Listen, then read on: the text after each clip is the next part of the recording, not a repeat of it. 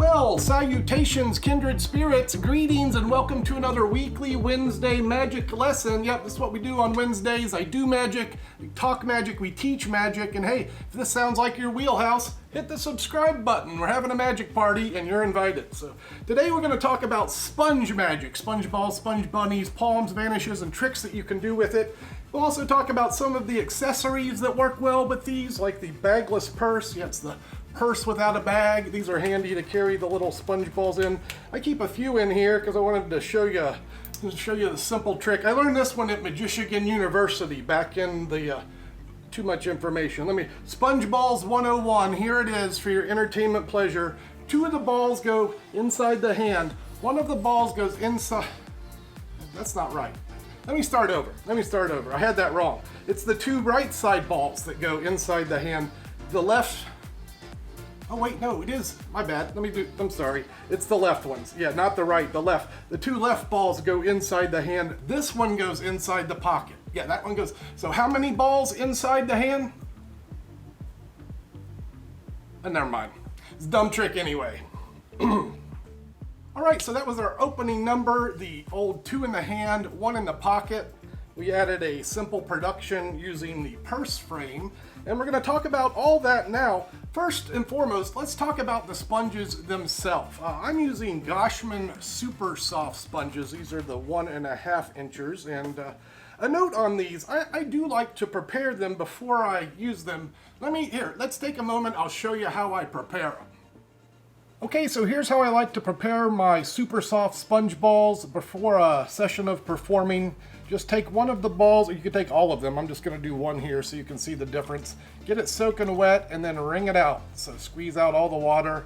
And what I'll do is take a paper towel or a regular towel, roll it up and just give it a squeeze to get most of the moisture out. You don't want all of the moisture out, obviously, but get most of it out of there, and you can see how much bigger this will make the sponge ball. Really, at least 1.5 times its normal size, and it's also very airy. It's like very squishy, more so than this is, although these are very soft. But this is the condition that I prefer the sponges in, and actually I like them to dry for about a half hour before I use them. That way there is no moisture on the balls if I'm going to be handing them to audience members during the performance itself. So yeah, just go ahead and prepare these other 3. Again, I'm just getting them soaking wet. Squeeze out all that water, roll them up in a towel, dry them off, and this is how we prepare, or how I prepare, a set of sponges for a performance session. So yeah, that's what I do, and note, that is optional, as is using sponge balls at all. Heck, if you don't have sponge balls or don't want to spend money on professional magic products, you could do a lot of this with just balled up napkins. So if you just want to get some practice done, go get some paper towels, some napkins, roll them up in balls, and you can get started learning, and then make your consideration if you want to buy something like this. And if you do need to make a purchase, I'm going to put some links in my description that'll get you to where you can get some props and get you rolling with sponge ball magic. Alright, so before we talk about how to do the 2 in the hand, 1 in the pocket, you're going to need to know a couple of simple things. First is how to palm a sponge ball. One of the advantages of sponges is that they are easy to palm, they're squishable, they look big, but they pack really small. So we're going to use a finger palm for all of these demonstrations, and that is simply closing your, the second, third, and little finger, just making a gentle fist, closing them around the ball. And this is basically a finger palm. So you'll need to know that. And you'll also need to know how to pretend to put a ball in your hand. So you'll need to know a false placement. And there's a couple of techniques that I recommend that I use for this. So before we go any further, let's take a close-up look at those 2. I'll show you the simple finger palm vanish and then a fingertip retention pass that I use a lot. Check these out. So for the simple vanish, you're just going to put your thumb on the sponge ball as you turn your hand over. Of course, you have your receiving hand ready. You're going to pretend to place the ball into the hand. The receiving hand starts to close, and as those fingers hit the back of the placing hand, you're now ready to move that hand away. Again, that ball is palmed by your thumb into a finger palm position. And then gently close the fingers and move the left hand first. You always want to move the clean hand first. That's a good rule of sleight of hand. And then if you have an object like a wand or maybe a second sponge ball to grab with the hand that's palming the ball, this is going to give you some good motivation to give that hand a natural closed fist. So that's the simple sponge ball vanish. And this is the fingertip retention vanish. So with the ball pinched between the first finger and thumb, it goes to the opposite hand and hits the base of the first finger. I want just a little bit of that ball sticking out the open end of my hand here, out the left side.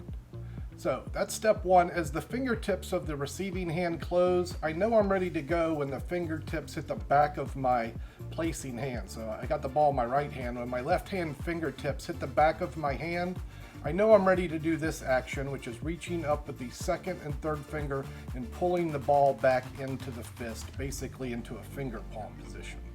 So it's at the fingertips with the thumb and first finger, base of the finger. When the fingertips have it masked, your other fingers reach up and pull it back, and this is the fingertip retention vanish. All right, so let's discuss the 2 in the hand, 1 in the pocket routine. I did this with 1 ball preset in my pocket. I had 3 of the balls palmed in my hand. That's in preparation for the purse frame production, which this is optional. You don't have to do the purse frame production. You can just start with the balls. Here's a trick with 3 balls. You can do that. But why not produce them if you can, and you can. You can get yourself one of these at a magician supply shop, or do what I do and go to Hobby Lobby, or any craft store should have these purse frames. Get a purse frame. Start with the frame held between your first finger and thumb, and then you're going to open the frame and just start pulling the balls out of a finger palm situation. I highly recommend this bit of finesse before you do this. So show the frame, put it in placement, open it up, then stick your fingers down through the purse. This will allow you to open this hand and flash an apparently empty bagless purse to your audience. Of course, those sponges are just held against my fingertips behind the hand. Now when you're ready to produce them, I like to produce the first one, and then I go back for 2 rapidly. That's the production. As you put the purse frame away, you palm the ball that you had preset in your hand, in your pocket, palm that ball into finger palm position. Now we're ready to go into the basic 2 in the hand, 1 in the pocket. You can really do this as much as you'd like. I did it twice, and here's the procedure. Pick up 2 of the balls, add the third one to it, place all 3 in your hands. So adding the secret finger palm ball to the other 2 as you place them in your receiving hand. If you apparently place this ball in your pocket, you finger palm it, so it never really goes into the pocket. And then you could feign disappointment or feign some production that allows you to bring the third ball back. However you choose to present it, the ball returns. As I present it, it's kind of like I don't know what I'm doing. So I'm like, oh, I don't know, I got the wrong ones. It's these 2. Now, as an option, instead of picking up both balls at once, you can put 1 in the hand, show it cleanly, now add the finger palm ball. That's a kind of a little advanced way that makes the routine a little more deceptive. And again, put this ball in and finger palm it out. Do that as many times as you like. I'm just going to do it twice. 3 is probably enough. 4 is probably too many, but make the ball come back as many times as you like. And then you're going to want to create the illusion of clumsiness to disarm the audience.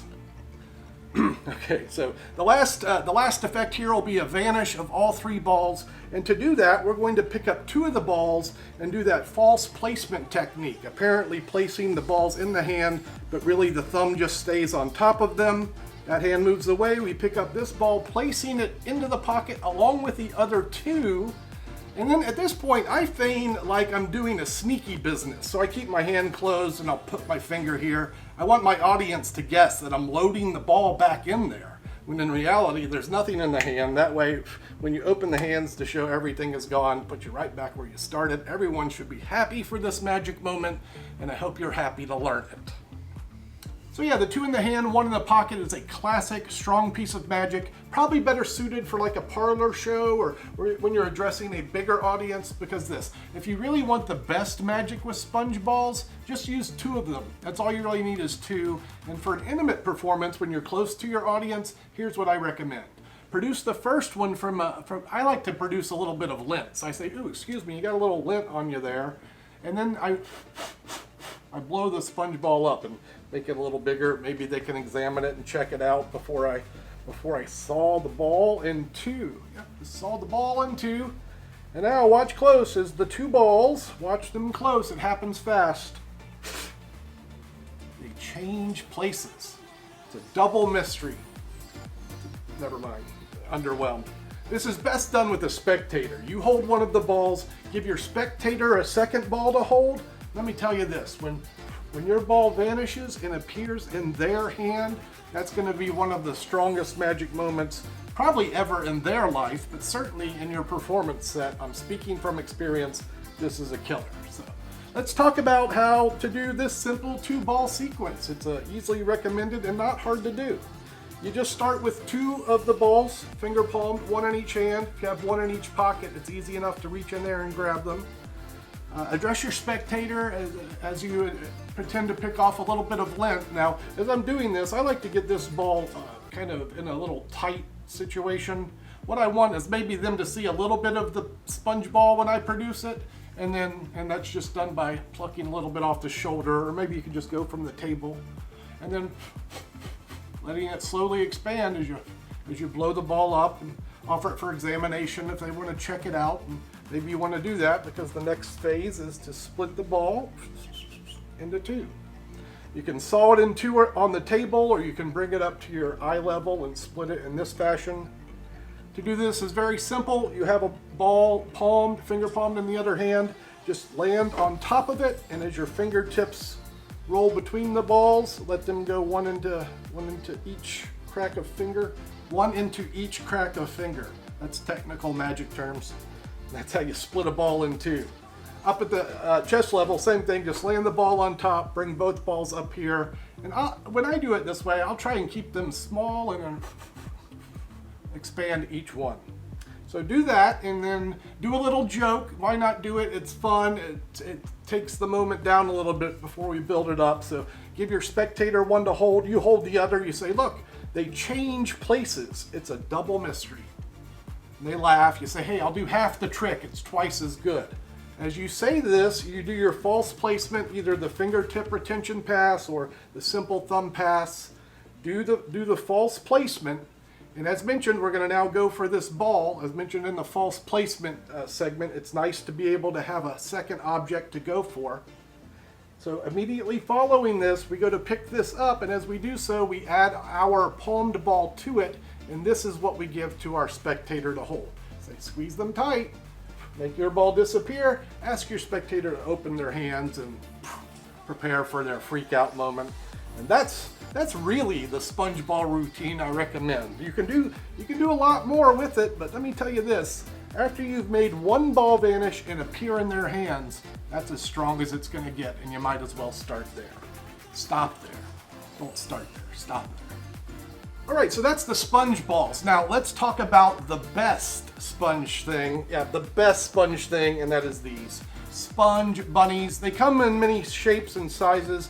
This is another Goshman product, the Micamar 3D bunnies. And again, if you're interested in getting some of these, I got some links in the description, or you can visit me at conjure.com, so check that out. Let me show you the simple routine. This is a basic routine that I've used to demonstrate this trick in magic shops. I've sold probably thousands of them, maybe thousands, a lot. So I know just this simple, no sleight of hand routine plays well. Here's what it looks like. You say, hey spectator, I've got two rabbits, a mama bunny and a papa bunny. You can produce these if you'd like using the other sponge ball techniques, produce the hair, and then you can do a split hair. It's not as much fun without spectators here. Let's just get to the meat of the routine. You say, I've got a mama bunny and a papa bunny. Excuse me, ma'am, would you point to one of the two? Oh, okay, you hold that one. So whichever one they point to, they hold. This one I'll just put in my pocket. Now, which one did you get? Was it mama bunny or papa? You should open your hand. As they open their hand, they'll find two bunnies in their hand where they only expected one. You get that big freak out moment with the other sponge ball trick. Then you give them both rabbits alone together in their tight, hot, dank, dark, dusky, musky fist. What do you think they're doing in there? Probably watching Netflix. Hey, babies, bunnies. Yep, and that is the classic sponge bunny routine. Never fails to produce a strong reaction. In fact, the strongest. And for me, this routine is probably a top 3 trick. Like if I had to pick just 3 tricks to do for the rest of my life, I'm probably going to pick the sponge bunnies because I know how strong of a reaction that it gets. Did you hear what I just said? It's a top 3 trick for me. 20, 30 years of performing professionally, lots of experience with sleight of hand magic and all kinds of gimmicks, and I'm still picking this one. There's your advice, use it or not. So for this, for the Goshman sponges, you get some baby rabbits, you get 5 of those go in your pocket, and then you get 3 adults. So we're gonna work one ahead here, although you don't have to. You can use some of the techniques I talked about with the 2 sponges and do that. There's a lot of ways you can handle the sponge bunnies. I'll probably talk more about this trick in my members area and give you my full professional routine. If you haven't joined the membership section, you might consider that. This is where I offer some advanced tutorials. I also have live sessions, some teaching sessions every Sunday, and even the higher level memberships offer one-on-one magic coaching. If you'd like to have that in your life, I'm here for you. Check out the memberships, and again, the links are in the description. All right, so where were we? We got three big ones. One of the bunnies is secretly palmed in my hand, and this is our starting position as we say, hey spectator, I've got 2 bunnies, a mama and a papa bunny. Please point to one of the 2. Whichever one they point to, you go to pick that bunny up with the hand that has the rabbit finger palmed, land right on top of it, squeezing the 2 together, and then giving your spectator 2 bunnies as 1. Now, a tip on handing your spectator 2 as 1, or anything where you don't want your spectator to open their hand, after placing the object in their hand, sometimes you'll have to gently close their fingers for them, turn their hand upside down. And you can do this just with a gentle suggestion. So you just, if you just do this, they'll work with you. And here's the psychology. If they're holding their hand upside down in this fashion, they're not going to open it up to look what's in there. So put the 2 bunnies in and then suggest they turn their hand down. After you've done that, you say, look, this one's going into my pocket, and which one did you get? Was it the mama or the papa? We're going to ask our spectator a question, which always provides good misdirection for them to avert their gaze from the hand going into the pocket. Following that question, they'll open their hand to discover 2 rabbits. So which did you get, mama or papa? Mama? Oh, really? Open your hand, oh, you got them both. They'll freak out. As that happens, come out of the pocket with all the babies. So you drop off the big one in your pocket, squish all the babies into a finger palm situation, secretly add everything together as you squish it into a bundle. And what I suggest here is going to a second spectator, because they don't know what 2 rabbits feels like. First spectator knows what 2 rabbits feels like. Second spectator doesn't know. So they've got everything together. Do your hocus pocus, your little jokes or whatever you do before the bunnies appear. And that is the simple routine for the Goshman 3D, Micah Marr Goshman 3D bunnies. It's a winner. Okay, and with that, I think you have just about everything you need to know to get started with sponge ball magic, or if it needs to be napkins, if you don't have the props, napkin magic to get you started. Just learn those basic finger palms, learn either the basic vanish or the fingertips. Start there and start piecing yourself together a routine. If you want the best one, get yourself some Goshman rabbits, and this is a routine that will live with you for the rest of your life. And with that knowledge, I think we're done here. All that's left is to say, once again, thank you for your time and energy. It's always appreciated, and that's going to be a wrap. I'll see you on the next one.